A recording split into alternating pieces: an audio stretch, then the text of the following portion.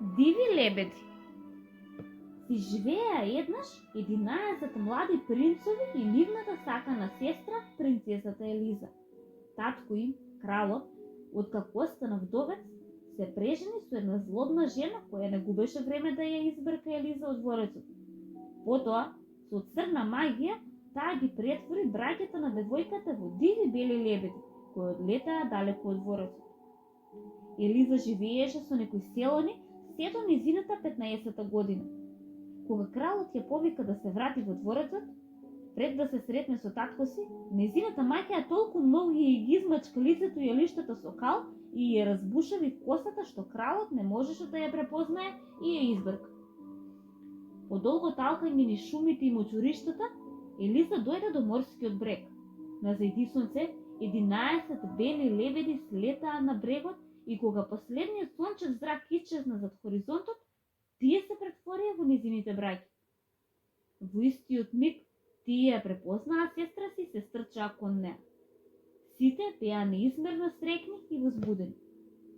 Сакаш ли да дојдеш да живееш со нас на другиот крај од морето? Ја прашаа браќата кои дење беа лебеди, а ноќе беа луѓе. Се разбира дека сакат, одговори Елиза. Потоа, незините браќа се фатија на брзина да исплетат мрежа од рогози и врбови гранки со кои ќе ја пренесат својата сестра.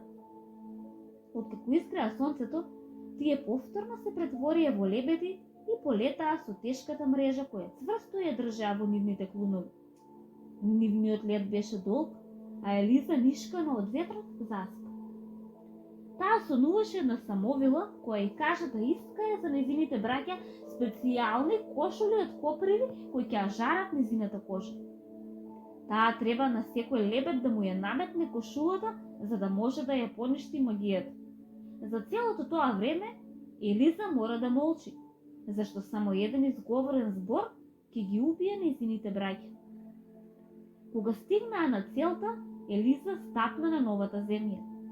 Таа истрча да собере журливи копривки и почна да ги усукува и ткае без да изусти ни збор или да осне од болка. Поради незините вцрвенети раце полни со пликови, наскоро првата кошула беше готова.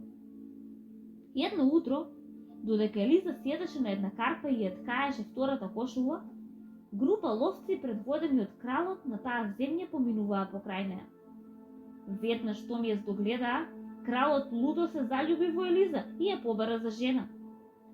Кимајки со главата, таа прифати и беше однесена во кралскиот дворец, каде што веднаш се одржа свадбата. Бракот на кралот не ја згасна љубовта на Елиза кон незините браќа. Така секоја ноќ девојката одеше во најгустите шуми и снопче по снопче береше журливи коприви кои ги усукуваше и ги ткаеше по цела ноќ. Некои дворјани ги забележаа необичните ноќни прошетки на кралицата и се сомневаа дека таа е вештерка и го известија кралот за тоа. За да го побие секој сомнеш и озборување за неговата сопруга, една вечер кралот ја следеше тајно и кога виде дека таа навистина самата оди во шумата, и тој поверува дека жена му е вештерка. Против своја волја нареди да биде затворена и да чека судење. Сепак, на сиротата Елиза и беше дозволено да ги земе кошулите и копривите во занданата.